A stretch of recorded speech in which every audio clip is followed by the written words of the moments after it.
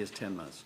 Very much, Cathaoirleach. And first thing I want to move to delete all words after that in the motion for second reading and substitute as follows.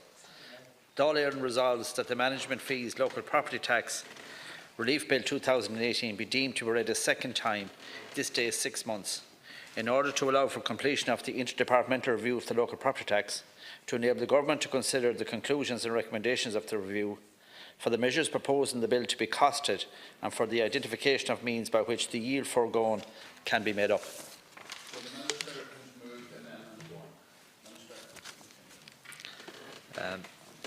I am pleased to speak on this private member's bill here tonight, which I understand proposes to make provision for a partial relief from local property tax payable by a relevant owner whose property is located in a managed estate, on which the owner of the property is liable to pay the payment of management fees, specifically where a liable person is obliged to pay an annual management fee in respect of a relevant residential property and the management fee is paid in full.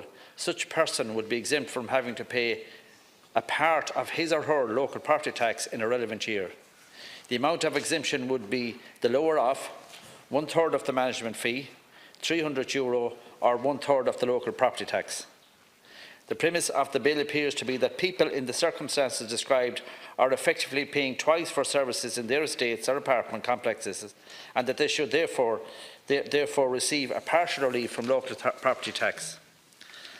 I think deputies will agree with me that when we set out to consider the design and implementation of any proposed taxation measure, it is important to apply an appropriate set of guiding principles. This is the approach that informed the Government's strategy for the original design of the local property tax. In 2012, the interdepartmental group chaired by Dr. Don Thornhill examined how best to structure a property tax. Acting on the recommendations of the group's 2012 report, the Government introduced a local property tax that is designed on the principle of equity, transparency and simplicity. Under the local property tax, a liability applies to all owners of residential properties with a limited number of exemptions. By limiting the exemptions available, scope is provided to keep the rate of the tax to a minimum for all those liable persons who do not qualify for the exemption. There is no specific relief in relation to the payment of management fees, but those liable for such fees may be exempt or eligible for relief from the local property tax for another reason, or may be entitled to avail of the deferral arrangement under the legislation. We must have at the heart of our consideration of taxing proposals the fundamental requirements of any tax measure, and that is that it is equitable. There are two dimensions to tax equity. The first is the principle of horizontal equity, which requires that taxpayers in comparable situations should pay comparable amounts of tax. The importance of applying this principle in the design of taxation measures is self-evident. However, the proposal in this bill would appear to be inequitable vis-à-vis the bulk of local property taxpayers who do not pay management fees. When a person pays a management fee, they receive services such as bin collection, maintenance of common areas and a sinking fund for any needed repairs. These are costs that those who do not pay management fees or who live in housing estates that do not pay management fees must meet from their own means. The contention that people paying management fees are somehow paying on the double does not stand up to scrutiny. The bill therefore may fail to satisfy the fundamental test of horizontal equity. As with any tax relief proposal, it is of course vital to assess the likely costs involved. In the course of introducing this bill at the first stage, I note that Deputy O'Brien indicated that he had fully costed his proposal. The Revenue Commissioners have indicated that it is not possible for them to cost the bill's provision, as the returns made to the Revenue do not contain information that would enable them to be done. I would be interested to hear more from the Deputy on the question of cost, as I am sure he will agree it would not be appropriate to introduce a taxation measure on the basis of a stab-in-the-dark estimate. We are dealing here with the state's revenues after all, and it behoves us all to be as rigorous as possible in our assessment of cost. I would note in this regard that for tax exemptions with an annual estimated cost of between €10 to €50 million, the Department of Finance guidelines on tax expenditures state that it must be subject to a detailed ex-ante assessment entailing a scenario-based analysis or similar, and are also to include a statement of proposed methods and data requirements for full ex post-cost-benefit analysis. I also note the Deputy's colleague, Deputy Fleming, introduced the Management Fees Local Property Tax Relief Bill 2015, which contained provisions which were identical to those of the bill now before us. Deputy Fleming estimated the cost in that bill's measure was approximately 17 million in a full year. Deputy Fleming indicated that this estimate had been made on the basis of about 200,000 dwellings would benefit to the amount of €86 each on average. Having accepted that local property tax is an important element of local government funding, where does the Deputy now propose that this significant funding gap will be made up from? What particular categories of taxpayers is he proposing should pay more to make up the shortfall? Or perhaps he has ideas as to what other particular services and communities would suffer cuts as a result of the proposals. On another point requiring clarification, I note that during the first stage introduction of the bill, Deputy O'Brien made reference to the relief proposed applying only to principal private residents. However, that restriction does not appear to be provided for in the text of the bill.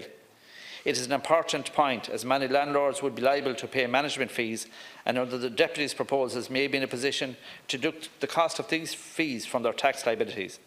Perhaps the Deputy would clarify precisely what his intentions are in this regard. Does he, for instance, favour landlords being able to benefit potentially on the double for his proposal? Deputies, you may not agree with each other, but I think it's normal to listen. Nobody interrupted Deputy. Well, Deputy O'Brien, sorry now. Deputy O'Brien, nobody interrupted you, and I would ask you to refrain from interrupting the Minister. Well, Kaimuna Vert.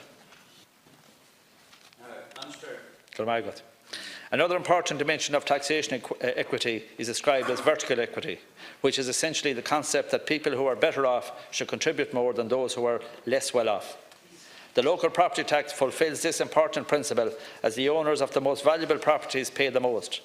Properties over 1 million are subject to a higher rate of LPT at 0.25 on the excess over 1 million.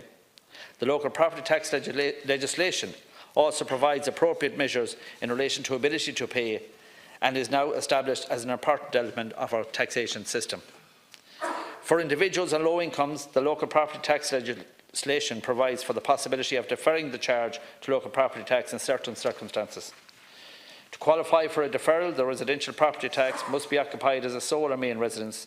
The income thresholds for such a deferral are $15,000 for a single person and $25,000 for a couple, regardless of whether they are married persons, civil partners or cohabitants. A higher income threshold applies where a residential property is occupied as a sole or main residence and subject to mortgage. In such cases, the gross income may be increased by 80% of the mortgage interest payments. Deputies, you will be aware that another review of the local property tax has been underway involving a number of departments and the Revenue Commissioners. The review has been focusing on the impact of property price developments on local property tax liabilities. The review is informed by the desirability of achieving relative stability both over the short and longer terms in LPT payments of those liable for the tax, and the need to provide clear direction on the likely payments faced by households in 2020. A number of submissions were received in response to a public consultation process that was conducted as part of the review and has provided important input into the review. The Minister for Finance will receive this report. Thereafter, he will make recommendations to the Government. In conclusion, the local property tax introduced in 2013 is achieving a high compliance rate and is providing a stable source of funding for local government sector. Introducing further exemptions of course erodes that tax base and shifts the burden onto other taxpayers. The Minister for Finance is conscious of the need to make the position on the future of local property tax clear, so that householders will know in advance of the November 2019 of what the Government plans are for that tax. In relation to the bill before us, in view of the concerns I have raised about the costings of the bill's provisions, I commend the motion and I introduce at the outset of my remarks to the House. Thank you, Commissioner.